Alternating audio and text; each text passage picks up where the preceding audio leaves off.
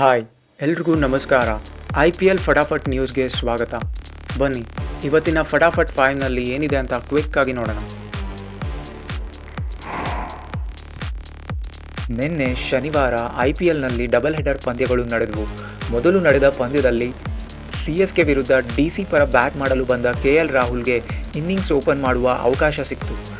ಟೀಮ್ಗೋಸ್ಕರ ಯಾವ ಬ್ಯಾಟಿಂಗ್ ಆರ್ಡರಲ್ಲಾದರೂ ನಾನು ಆಡೋಕೆ ರೆಡಿ ಎನ್ನುವ KL ರಾಹುಲ್ ಅರ್ಧಶತಕ ಬಾರಿಸುವ ಮೂಲಕ ತಾವು ಟಾಪ್ ಆರ್ಡರ್ನಲ್ಲಿ ಬ್ಯಾಟ್ ಮಾಡುವುದನ್ನು ಎಂಜಾಯ್ ಮಾಡ್ತೀನಿ ಅಂತ ಹೇಳ್ಕೊಂಡಿದ್ದಾರೆ.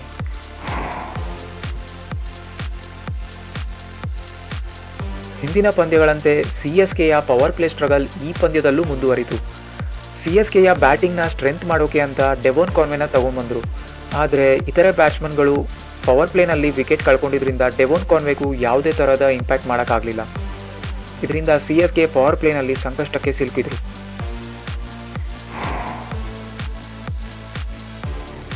ಸಿನ್ಸ್ 2023 IPL ಧೋನಿ ಇಷ್ಟು ಬೇಗ ಬ್ಯಾಟ್ ಮಾಡೋಕ್ಕೆ ಬಂದಿರಲಿಲ್ಲ.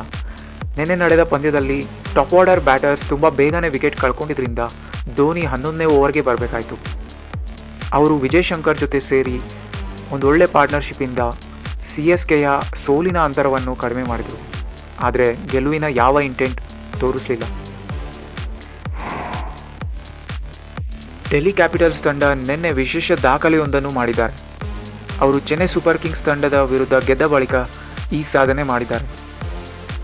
IPLನಲ್ಲಿ 2009 ಸೀಸನ್ ಆದಮೇಲೆ ಅವರು ಮೊದಲ 3 ಪಂದ್ಯಗಳನ್ನು ಗೆದ್ದಿರುವ ಸಾಧನೆ ಮಾಡಿದ್ದಾರೆ.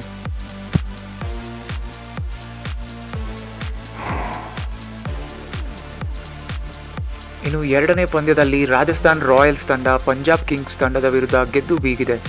ರಾಜಸ್ಥಾನ್ ರಾಯಲ್ಸ್ ತಂಡದ ಕ್ಯಾಪ್ಟನ್ ಸಂಜು ಸ್ಯಾಮ್ಸನ್ ವಿಶೇಷ ದಾಖಲೆಯೊಂದನ್ನು ಮಾಡಿದ್ದಾರೆ. ರಾಜಸ್ಥಾನ್ ರಾಯಲ್ಸ್ ಕ್ಯಾಪ್ಟನ್ ಆಗಿ ಅತಿ ಹೆಚ್ಚು ಪಂದ್ಯಗಳನ್ನು ಗೆಲ್ಲಿಸಿದ ಹೆಗ್ಗಳಿಕೆಗೆ ಪಾತ್ರವಾಗಿದ್ದಾರೆ. ಈ ಮುಂಚೆ ಶೇನ್ ವಾರ್ನ್ 31 ಪಂದ್ಯಗಳನ್ನು ಗೆದ್ದು ಈ ಸಾಧನೆ ಮಾಡಿದರು.